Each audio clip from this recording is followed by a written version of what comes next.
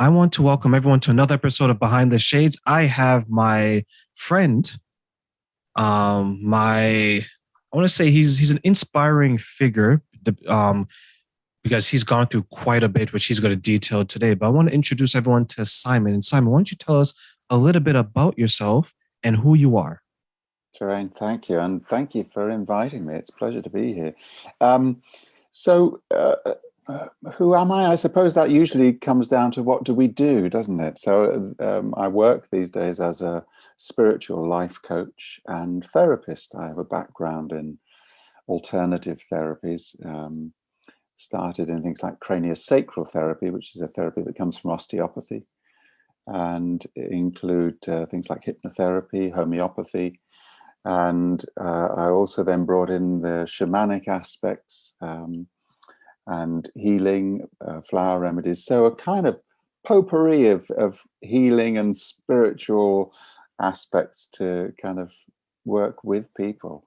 Um, yeah, it's something I love doing, and I've been doing it for a long time. But I actually started in a whole different area. I was in theatre as a performer and later writer and director. And this was a kind of sideways turn, although, as so often happens, we kind of see all the threads coming in and going, oh, okay, yeah, that's useful. This is kind of making sense why I did that now. And it's always lovely when you recognize that. Yeah. Perfect. So tell us, how did you get on this journey of assisting others this way? Was there an event in your life that led you down this course? Sure. Well, actually, my first experience of the therapy that I started, which is the craniosacral, which is a beautiful therapy, it's a gentle therapy, was at the birth of my first son, who's, way in his 20s now, um, much bigger than me. And he was only a couple of days old, and he was having difficulty feeding. He was distressed, and his mother and I were therefore distressed. First child, not entirely sure what was, happening or whether we were doing it right. And the midwife, a very kind, enlightened midwife, said, "Have you heard of craniosacral therapy?" And I said, "No, but we'll try anything." And went along to this very gentle man, and I was holding our son, and he put his hands on him and was kind of nodding. And I was in a much more skeptical place in those days. Hadn't kind of started walking this healing path. And I was thinking, this is a waste of time. He's not doing anything. And he was there nodding over for a while. And after about 5 or 6 minutes, he went, there we go. And all of a sudden, this baby just opened his entire body, his arms, everything stopped crying. And something really did happen. And this therapy proved to be extraordinary. I had no idea what it was that was happening, but it kind of fixed my fascination of it. And it kind of wind forward a few years, and I was still in that kind of skeptical place. I guess, I was living the life of a thoughtless young performer and just kind of going down the road doing whatever felt good at the time. And I became ill. I didn't recognize the signs. I gradually started stammering. I was coaching singers actually at the Opera House, um, and I could no longer speak properly. And then gradually, over 3 weeks, that went into convulsions, and I lost use of speech and mobility. And that whole process lasted about 3 years. I was in a wheelchair and out of a wheelchair for 3 years. Needed help, doing pretty much everything for the first year or so. And so that changed everything. I was no longer going to be working in theatre. And it was about a year in, and I hadn't been out. I couldn't get out. I was kind of living on the fourth floor flat. By this time, the family relationship had broken down, sadly. There were all sorts of difficulties and emotional aspects to that, of course, happening, plus this incapacity. And I was losing everything. I'd lost property, lost every possession. And I had one possession left, in fact. I had, from my former life, I had a grand piano that was housed in a local church. And the agreement was they were housing it and could use it for their concerts. And somebody brought me a leaflet they picked up in passing and said, "Oh, I picked up one of those. Wasn't that thing you did or had?" And it was about training in craniosacral therapy.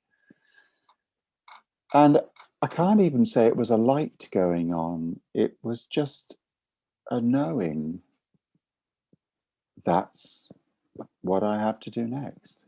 That's what I have to train in. And even though I hadn't been outside in over a year, because it was fourth floor and there were no lifts and there was no way of getting up and down, and even in a wheelchair, I knew I had to do this course. I knew I had to train in this.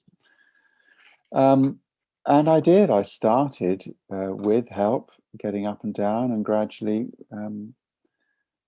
doing the course. And through the training, I'd go down on the train. People would help me, lift me onto the train, help me off the other end. And through this whole process of training over 2.5, 3 years, my recovery was part of that as well as the learning. But it became kind of like a basis of a way of life, the experience of this therapy, because there is a sense of, to kind of explain something of the therapy, we tune in to the fluids within the body, if you like, and the easiest place to tune in there with that is with the cerebrospinal fluid, so either at the sacrum or the cranium, hence craniosacral therapy. They're the obvious sites, and you feel palpation through the hands, and anybody can learn to do this. You feel a movement. Every cell in the body actually expands and contracts, and as your kind of perception, awareness of this increases, you can feel this movement within the body, within the cellular structure of the body, and it's kind of like breathing, and we call it sacred breath. And Was this the breath of yeah, life. yeah, Simon, was this the way you describe it, right? Like you've gone through this, and then you mentioned this situation where it's like the breath of life, right? When you're going through this situation and now you're going from being skeptical, so let's say open-mindedness in a different way, to optimism, now the breath of life. Yeah, well, so looking back, sorry to interrupt you, so looking back, please. How it sounds amazing the way you describe it, right? Like for everyone who's listening, it sounds so wonderful.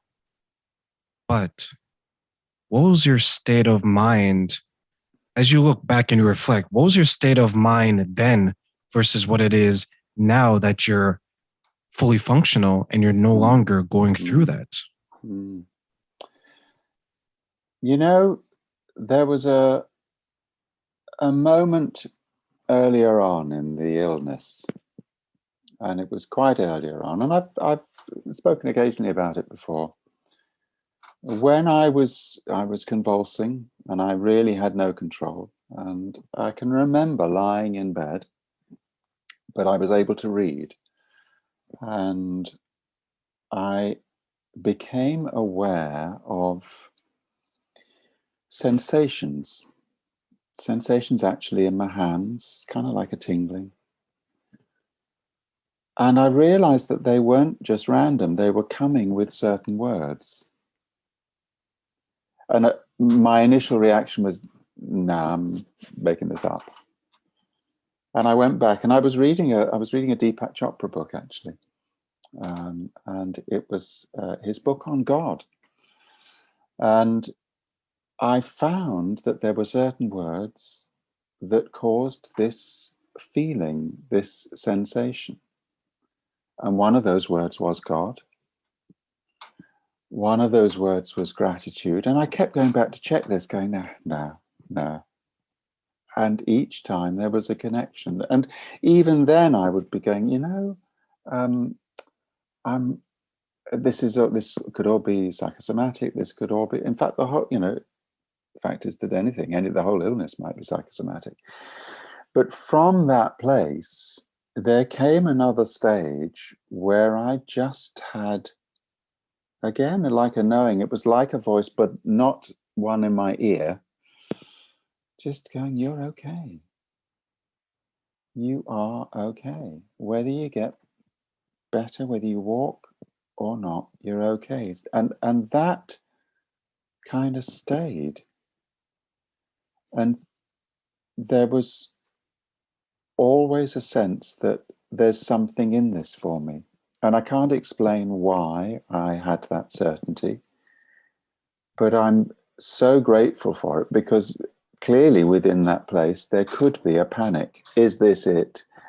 Am I stuck like this? This is the end. What's the point? All of that. And I truly didn't have that.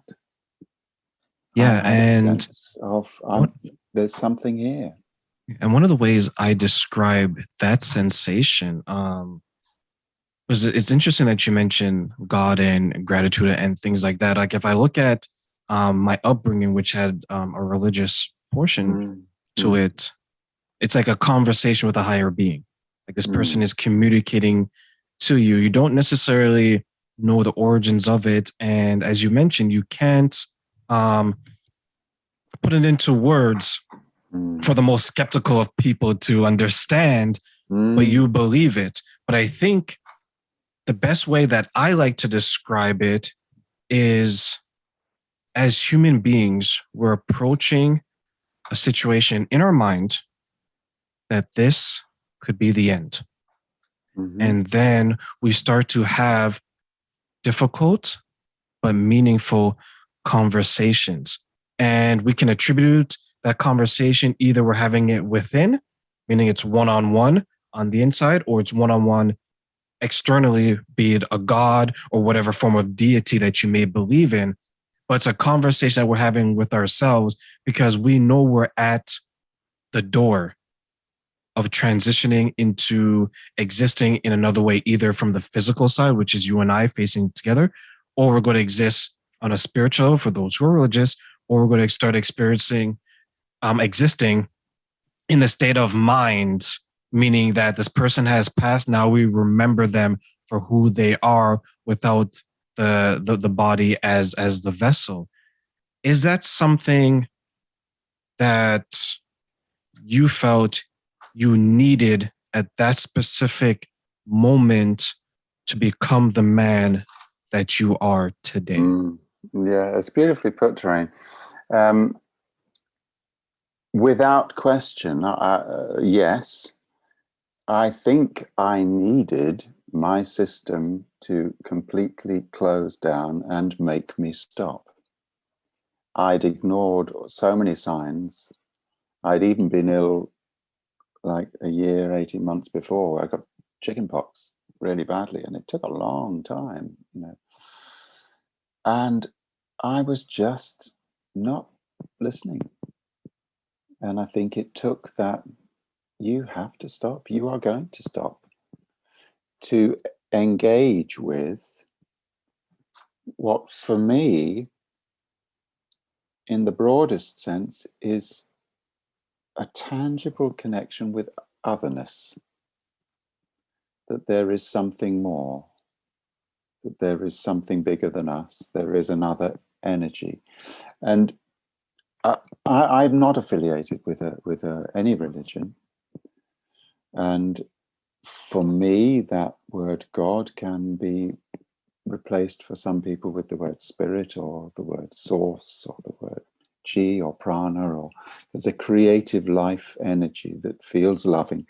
But it was that tangible sense of that I don't believe, have connected to, received, been able to have that sense in those moments, or that sense through those therapies developing, without that illness, without that being forced to be stopped, and in a sense without losing everything.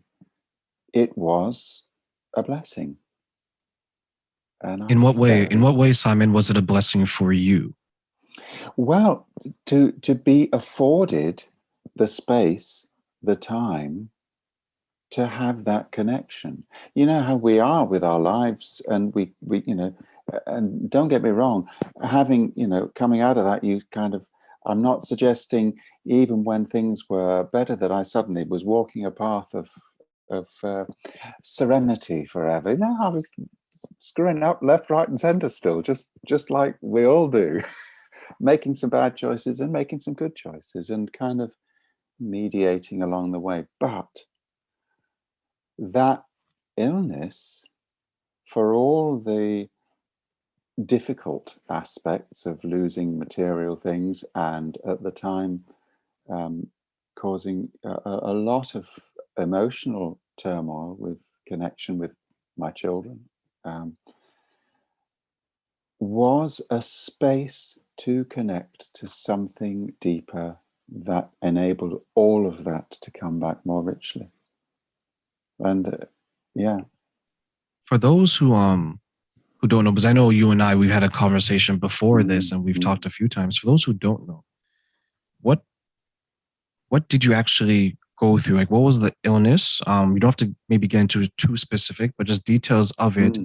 And what did it do to you physically? Mm-hmm. Just so we can appreciate the recovery aspect of it. Because I know you mentioned you lost so much, but what was it specifically that made you lose everything that you did, and detail the illness for those who don't know? Well, the illness was never named. I went through, tests for everything. They were looking for stroke, they were looking for neurological difficulties. There were theories that it could have been a virus that was attacking the central nervous system. There were theories that it could be a form of conversion disorder, a kind of psychological trauma based. And at the end of the day, it doesn't matter what we call it. I also came across the kind of difficulties within the allopathic, the kind of main medical system, who were very kind, but without a name, didn't know where to put me. So, for example, if I had symptoms that were like chronic fatigue, couldn't actually shift as I was coming out of it, then they'd want to put you in the psychology department. If you had fibromyalgia and all the pain associated with that, they want to put you in the rheumatology department, and the two weren't talking to each other. So it was the holistic route that I found most helpful for that, and a couple of very enlightened people. But in terms of the body, I say it started with stammering. Well, that was the first stage, that I couldn't control getting my words out properly. And that then started with tremor, firstly in one arm, and gradually led to convulsions and losing the ability to physically make my limbs work.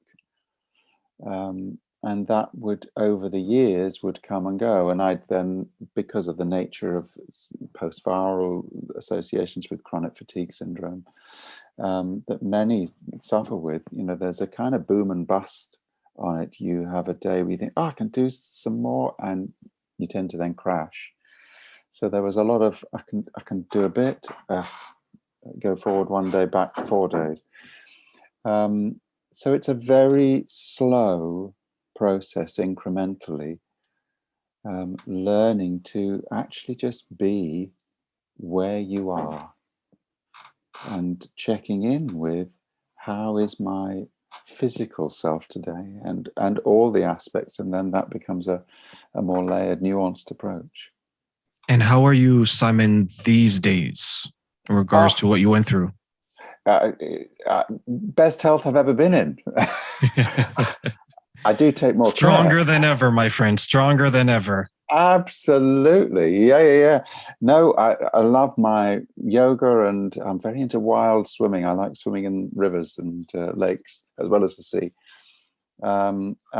Yeah, I'm much more in tune with what my self needs in all of those ways, and that's helped so much with everything, with my relationship with family, with friends. You know, it changes everything.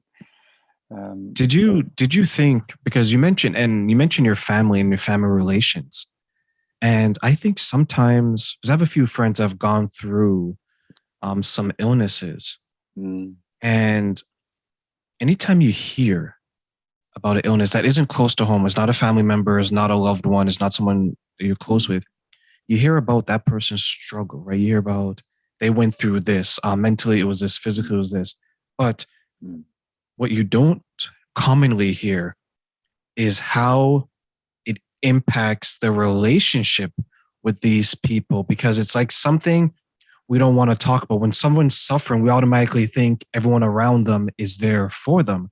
But that's not mm, necessarily the case. There's a lot of times where people will be going through something and people start to pull away, starts to mm, impact some of their relationships. mm, Describe to us some of the impacts that what you went through had around those who were mm, close to you at that time. mm. You're right. I think for some people, when somebody around us is in pain or suffering, or um, it can bring up difficulties or be embarrassing or just not knowing what to say, feeling awkward, and people, yeah, often back off. It happens also when somebody's bereaved and you know they're grieving, and yeah, I can remember in former times myself kind of going, oh, I'll leave them a little bit to kind of, and then I'll contact them. And the longer you leave it, of course, the harder it gets. And yes, there are people that fell away, um, and th-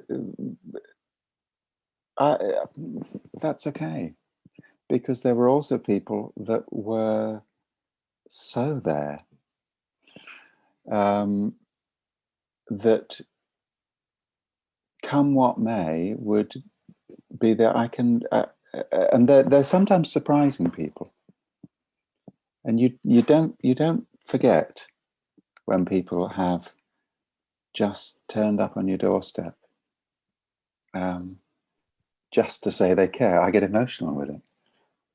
Oh yeah, I think about anytime I've gone through anything and the Mm, people that have been there for me, mm, um, I love them with every yeah, fiber of my soul. yeah. And this is a reflection on me, not in a negative way, but there's some people who stepped up when I was Mm, suffering. mm, That kind of surprised me a little bit because I wasn't expecting it yeah. from them, because we were close, but not Mm, as close to think mm, that they would be part of my support group.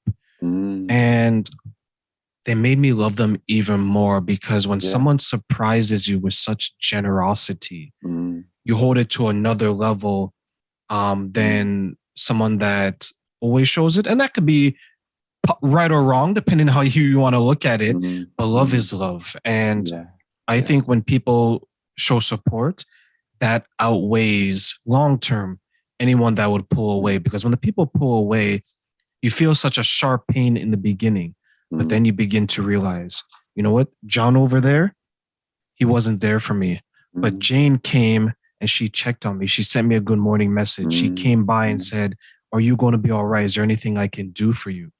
Because mm, I know Jane is going to be there for me long term, where mm, John was only there for me when things were mm. good. Or maybe, just maybe, he was there when it was easier, because it's not easy being around someone that is suffering. It's not. You're absolutely right. It's not. And I've kind of talked before. Sometimes even that, even outside our inner circle, when you're out in the street, I had times, and people have this now. I have friends who experience this, whether it's from challenges with sight, with a guide dog that are discriminated against, people in wheelchairs that are discriminated against. And I certainly came across occasions where bus drivers refused to let me on. People would shove past, would be angry, would be unkind, unthinking, unthoughtful, unkind, whatever. But more than equal and opposite were the random acts of unbelievable loving kindness that just came along. The taxi driver that picked me up and just wanted to know, refused to take a fare, and would say, no, this is on me. I really hope you'll be okay. I know you'll be okay. The kind of well-wishing. I had a friend that would wait in the car when they knew I was kind of waiting for to go somewhere and needed a cab or whatever. They'd be waiting and just driving past, going, "Oh, yep, glad I caught you." And they'd been sitting there. I know they'd been sitting there for an hour, 2 hours, just to make sure they were there. Those acts of generosity you can't forget. You can't forget. It's Not at wonderful. all. Not at all. If there's anything that you can tell the next generation of people that are maybe suffering alone, suffering in silence, Mm, or who are going through a similar situation, not necessarily the same illness, but a similar situation mm. as yourself, what do you want to tell them? Without question, that there is help, there is support there. And we often denigrate our connection on the web, but this is a perfect example of a wonderful one. And I think through this last year or so, the pandemic, that people have been struggling with their own areas, some more than others. The connection through the internet has been a lifeline for a lot of people, and the connectivity is really important. There are forums out there where you can connect that will also direct you to forums, to places in your community. And it's that courage to ask, to receive. We often come back into our bubble. There's, I see people all the time, even in family units, that somebody will say, "Oh, can I give you a hug?" "No, I'm fine, thanks." And they may be the most caring, giving person within the unit, but they've kind of not yet got to the stage of going, "Thank you, yes," and allowing somebody to give to them. And sometimes we have to turn it round and go, it's a privilege to give. So there's a double message really in it, that for those young people that are needing help, learning to ask, learning to look for help and ask and say, "I need help," takes huge courage. I Allowing agree. somebody to help is actually a generous act, because it's wonderful to be able to help. It's why we do what we do in these areas. That's beautifully said. And I agree 100%. We should allow others to help us, and we also should be helping. And you look around, and I think to a degree that has been lost, Mm, right? Things seem to be, at least it's portrayed anyways, very selfish these days. mm, But there's an mm. equal opportunity. And as you pointed out, which I love that you did, the equal outcome, that people are still helping. People are Mm, still, want to help your fellow man, sure. your fellow woman. Yeah. Acts of kindness is still out Mm, there. And mm, instead of focusing maybe on people not doing things and mm.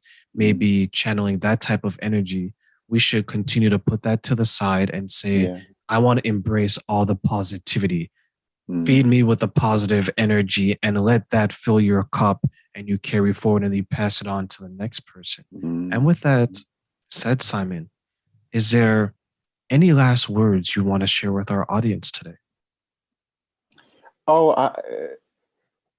Do you know the one that comes to mind from just directly from what you've said is community. That we are a community, and we're a community whether we're in our block here in London or a worldwide community. You reminded me those acts of kindness. I was kind of on a group of us that were go-betweens from residents' businesses with the local authorities when the lockdown started, and making sure that vulnerable people were looked after. And hats off to the local authority here. It was one of the best. I've often criticised them. It was one of the best things I saw them doing. They were trying to step up, but so much of the time they sort of didn't need to, because the community had pulled together.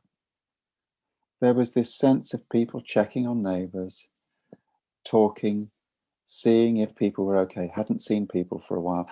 And that awareness of our community, and at its best, social media has that too. But we have to hold the awareness of really asking, how are you doing? And listening.